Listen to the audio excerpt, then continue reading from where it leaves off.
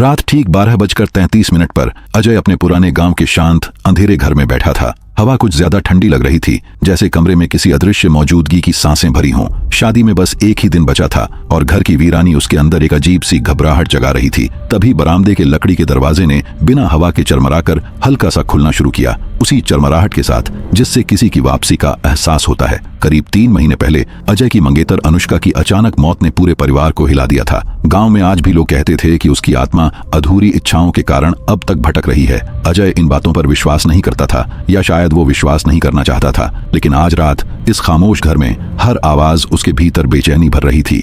जब घड़ी ने 1 बजाए तो कमरे का तापमान अचानक गिर गया। खिड़की के शीशे पर किसी के हल्के हाथ जैसी नमी उभरने लगी। अजय ने घबराकर खिड़की की ओर देखा। शीशे पर उभरी उंगलियां धीरे धीरे नीचे खिसक रही थीं, जैसे कोई अंदर झांकने की कोशिश कर रहा हो। कुछ सेकंड तक कमरा बिल्कुल शांत रहा, फिर चुप्पी को तोड़ती हुई एक हल्की सी सिसकी सुनाई दी, जैसे कोई दुल्हन रोते हुए अपनी विदाई का इंतजार कर रही हो। अजय की सांसें भारी होने लगीं। उसे याद आया कि उसकी शादी ठीक इसी कमरे में तय हुई थी और अनुष्का ने उसी रात आखिरी बार उससे बात की थी। लोगों ने कहा था कि वो मरने से पहले भी वापस आने की बात कर रही थी, पर अजय ने हमेशा उसे उसकी परेशानियों का नतीजा समझा था। अब उसे लग रहा था कि शायद वो सच बोल रही थी। अचानक दालान की तरफ की लाइट खुद ब खुद जल उठी। दरवाजा धीरे से धकियाकर खुला, मानो कोई अदृश्य हाथ उसे अंदर आने का इशारा दे रहा हो। दालान की दीवारों पर लटकी पुरानी तस्वीरें हवा के बिना ही हिलने लगीं। बीच में वही एक तस्वीर थी, अनुष्का की, दुल्हन के लिबास में, मुस्कुराती हुई। पर आज तस्वीर की मुस्कान किसी तरह बदली हुई लग रही थी, जैसे उसकी आंखें अब जीवित हों और सीधा अजय की ओर देख रही हों।